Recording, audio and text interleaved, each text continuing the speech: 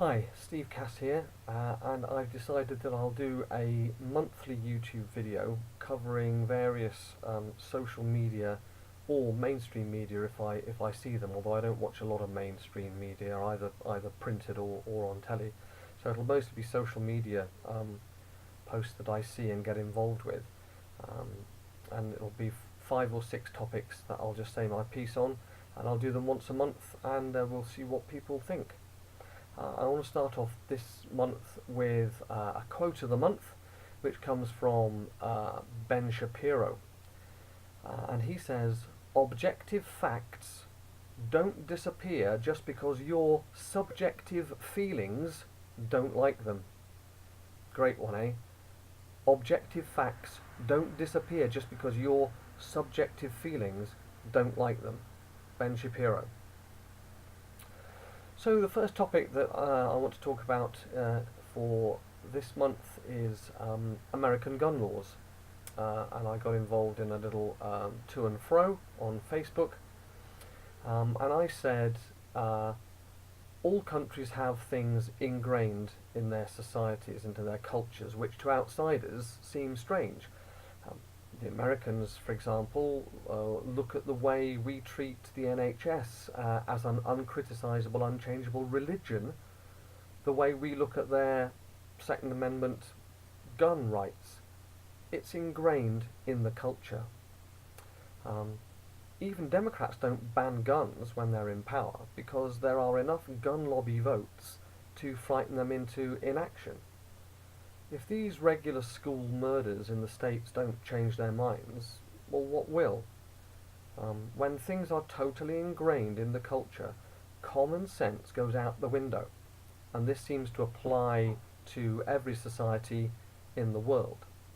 And someone replied, "One ideology around the NHS is dedicated to saving lives, and the other, the guns in America, to taking them. I always used to think that there would be a blood price that finally would cause a breaking point. But if things like the Vegas shootings don't, then I'm not sure what will." I replied, "I don't disagree with you, but psychologically you've just made my point for me. You uncritically defend something ingrained in our culture, the National Health Service, while criticising and telling the Americans that they should change something ingrained in their culture, gun rights." But that's how cultures work within society, isn't it? Cultures like stability. Cultures like stability. And most people within those cultures will defend against change even when it seems obviously needed to those outside the culture looking in. Second topic I want to talk to you about this month was a Spiked Online post about telling the USA about guns while ignoring radical Islam within and on the doorstep of Europe.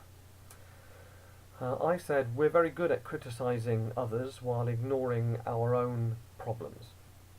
Of course the USA gun laws don't help prevent school shootings, and we have the right to say so. However, we should also have the courage to look at the mass killings and other large-scale abuses in Europe and do something about those, and not use the American gun issue as some kind of diversionary tactic for not taking any notice of our own problems. In fact, I said we should spend more energy on putting our own house in order than telling others what they're doing wrong. No? And someone replied, 1.5 million deaths since 1968 due to lack of gun control. Remind me how many he's put Saudi-sponsored Wahhabi attacks. I'll just call it Islamic terrorism, because I'm sure they're not all just Saudi-sponsored Wahhabist attacks. Remind me how many there have been in America and Europe in the same time. There is no equivalence. It's politicking and rather distasteful at that. Me. And you're including all the people killed and lives ruined by militant Islam, so ISIS, Al-Qaeda, etc., across the world, are you? Also, if we don't do something about the spread of militant Islam, the numbers of atrocities will simply increase. They aren't interested in your understanding or compassion. Wishing that wasn't the case won't stop it happening.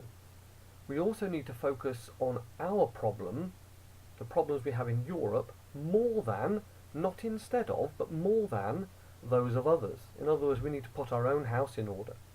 Oh, and one last point. Just because you assert things in an unequivocal and bordering on aggressive and rude way doesn't automatically make you right. In fact, often it means that you're probably got a fairly weak argument if you need to start, attacks, personal abusive attacks on people. They then replied to me, and I'll paraphrase because it was a long reply, but in essence what they said is, I don't agree that Islam in Europe is a real threat. It's just right-wing scaremongering. Rolls eyes. He also claimed that after 30 years as a national newspaper journalist, again, rolls eyes, he knows a thing or two about politics. No, mate, it just means that you're so mired in political thinking that you can't see the wood for the trees. Anyway, I responded, trying to be as constructive as possible. You're right that we have very different perspectives. So, number one, I am far more interested in identifying and hopefully solving problems in my local patch, i.e. Europe, as opposed to those in other parts of the world. Not through a lack of caring, but rather because it's more productive to focus on something I might be able to have some small, minor influence upon. And the Americans certainly don't give a flying fig what we think, so we have zero influence on them. Number two, I don't accept that statistically you're comparing like with like. You're using 50 years worth of stats for the United States, which include, by the way, suicide, the single largest cause of death from guns in the States is suicide, whereas we have only had 20 years of Islamic extremism showing itself in Europe. So it suits you to believe that worries about tens of millions of Muslims coming into Europe over recent years isn't a major problem. I choose to believe it is. So to you it's scaremongering. To me it's just blindingly obvious.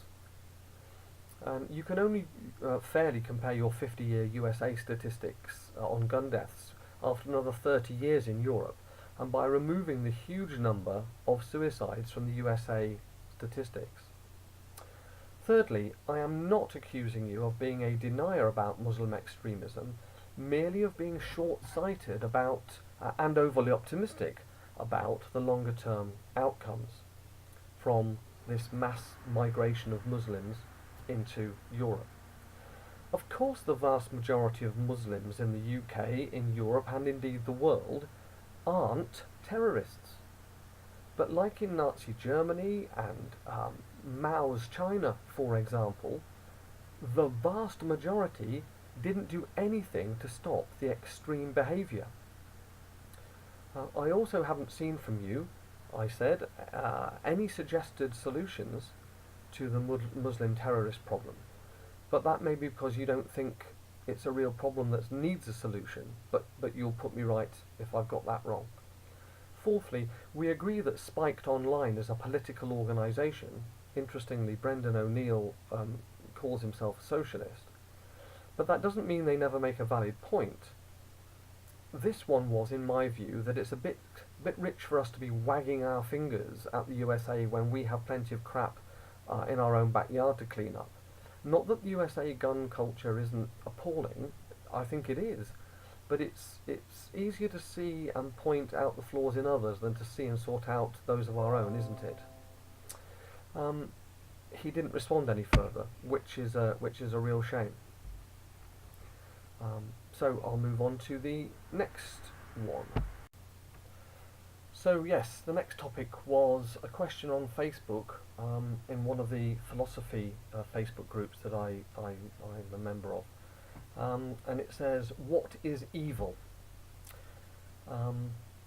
I said, evil or good are merely descriptors that explain our actions, which are in turn driven by our characters and personalities. You could just keep it very simple and say this. If you are thinking of doing or saying something and your conscience is telling you that it's not right to say or do that thing, but you choose to go ahead anyway, then you've just committed an evil act. I know it's simplistic, but you either trust your own conscience or you ignore it. I doubt very much if, Stalin, Hitler, Mao, etc., didn't know full well that what they were doing was wrong on a basic moral level, but they chose to ignore that. They rationalised their actions. They rationalised that they were doing good overall. Therefore, they were truly evil, irrespective of the deeper psychological explanations. This is why people gripped by any radical ideology are so dangerous. They put their faith in their ideology above their faith in their conscience, above their simple child-taught knowledge of what is right and wrong, in a very simple way of saying it. A friend of mine doesn't like it when I use the word evil. He prefers to say, oh, most things, it's just people doing something wrong. Yeah, but that's just a question of degree, isn't it? Little tiny evils are still evils. They just have less obvious evil effects than the really big stuff. But don't kid yourself. That's my view, anyway. The next thing I wanted to talk about, next topic, was there was a comment in I can't remember which Facebook group it was, but basically it said, I don't like Sam Harris, he's too close to the centre politically. Sam Harris, by the way, is an American, very well known American sort of rationalist atheist. But they said, I don't like Sam Harris because he's too close to the centre politically. And I said, he's too close to the centre. You mean centrist people who aren't dogmatic and don't ram political ideologies down other people's throats are bad, are they?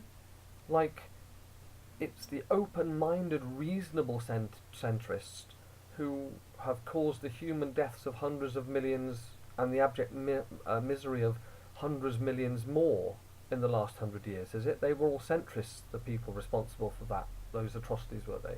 So centrists like Lenin and Stalin and Hitler and Mussolini and Pol Pot and Mao and Kim Jong-il and Chavez, these are all centrists, these murderous dictators, are they?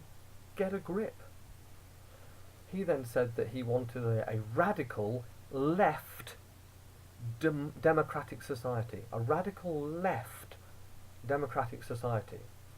I said, I doubt there is any radical ideology that is genuinely democratic, or at least that would stay that way.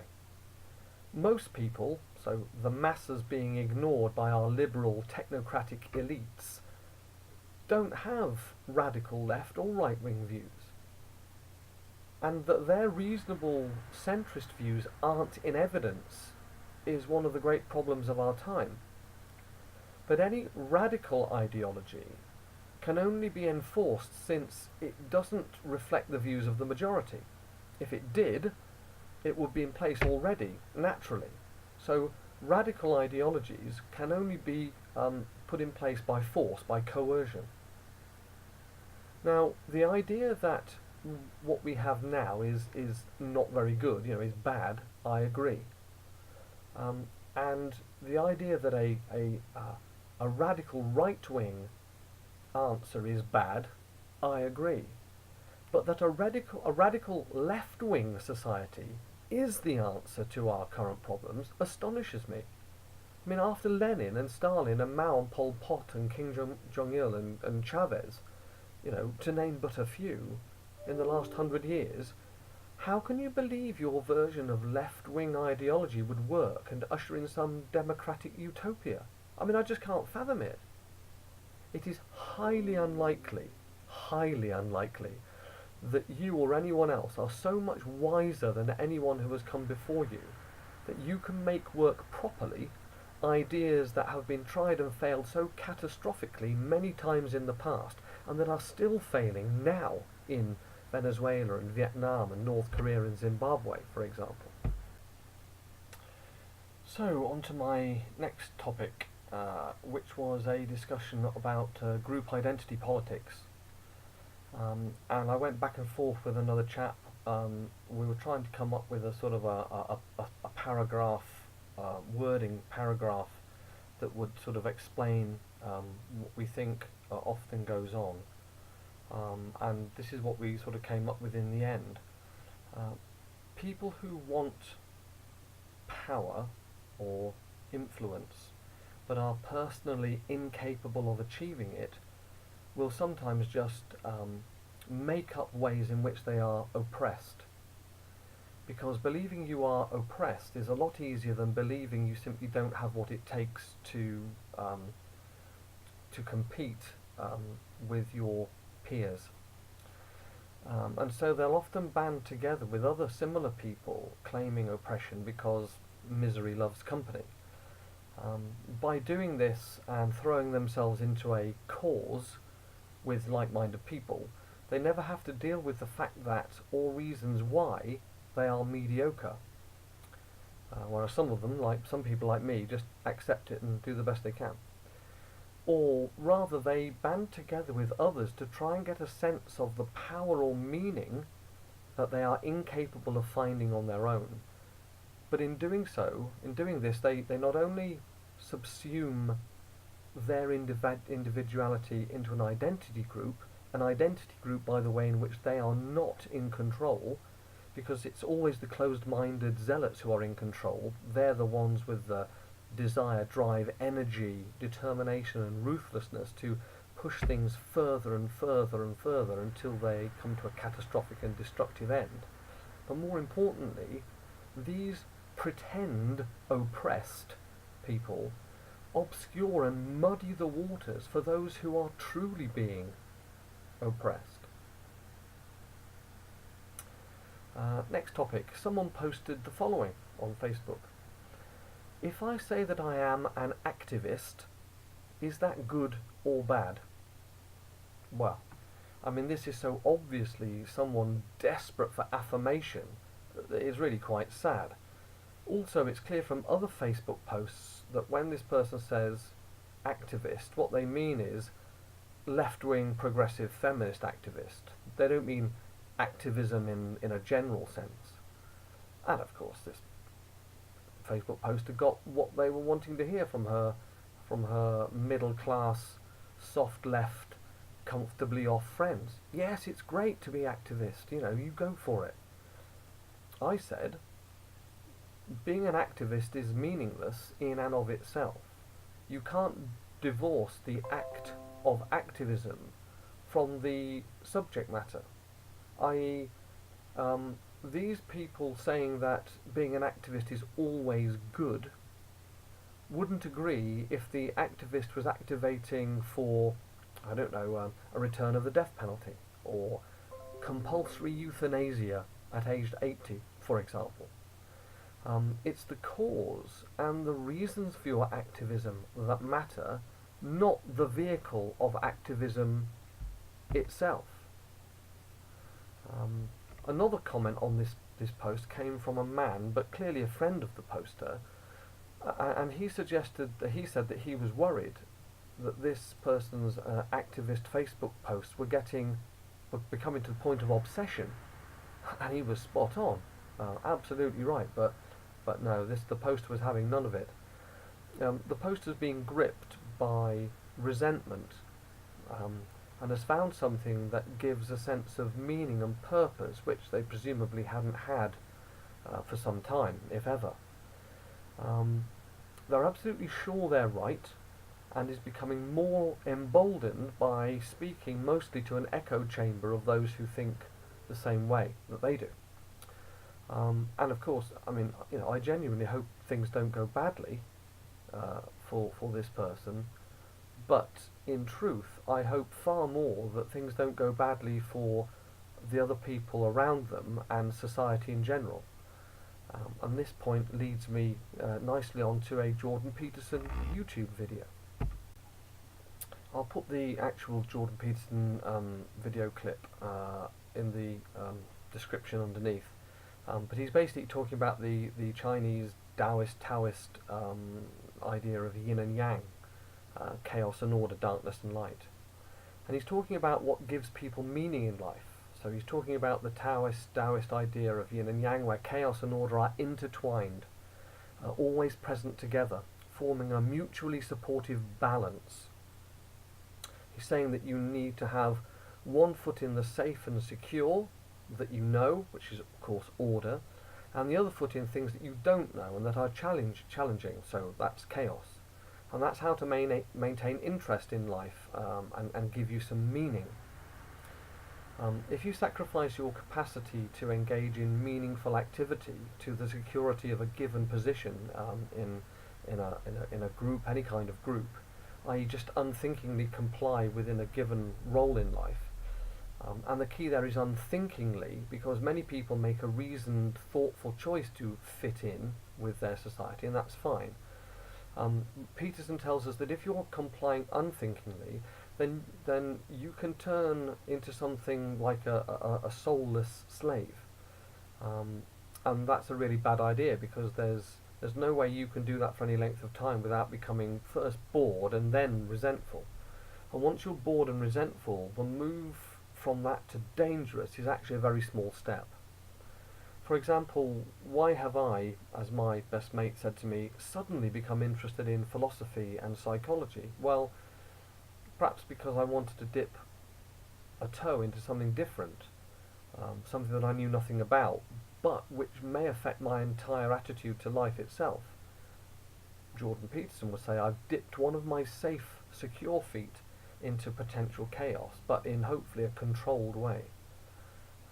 And I would contend that many social justice warriors, due to historic undealt with resentment, are dipping more than a foot into chaos. They're jumping in with both feet and doing it in an unthinking, uncontrolled way, which is why it becomes an obsession, of course.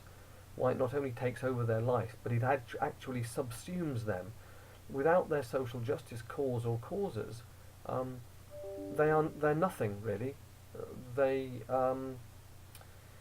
It becomes what and who they are. It is meaning, but in a one-sided and unbalanced way. It becomes them. They stop being the them as they were, and become an unthinking, unreasonable force of chaos. And they don't care who or what they trample on, as long as they make progress with their usually very narrowly focused and blinkered aims. They're dangerous because they cannot be reasoned with. They have no balance between chaos and order. They have jumped with both feet into the chaos side. They have become, in a sense, chaos. Certainly as far as many people with whom they interact are concerned, and indeed society as a whole. Of course, they are unwilling or unable to see that what they are doing is an obsession. As I mentioned in a previous segment, a local new-to-the-cause feminist was told on social media by a male friend that she was becoming obsessive, and she just dismissed his caring, worried and common-sense view out of hand. Because, of course, for social justice warriors, it isn't obsession, because it can't be. A cause is good. An obsession is bad, so it can't be an obsession, even though that's blatantly what it is. And they can't see themselves as bad for obvious reasons. Their perhaps decade-old rage of resentment, finally escaped, is very hard to stop, because they are discovered, egged on and supported by other resentful, raging people on social media. All those who feel that as friends they need to give unconditional support to whatever they do. I mean, how to totally miss the point of true friendship, but that's another story. And yes, I am sad, as I said, for these chaotic obsessives, but I'm more sad for the people whose lives they ruin in pursuit of their redemption from resentment, which never fully comes. Because whatever they do, whatever they achieve in their cause, it's never enough, is it? They always want more.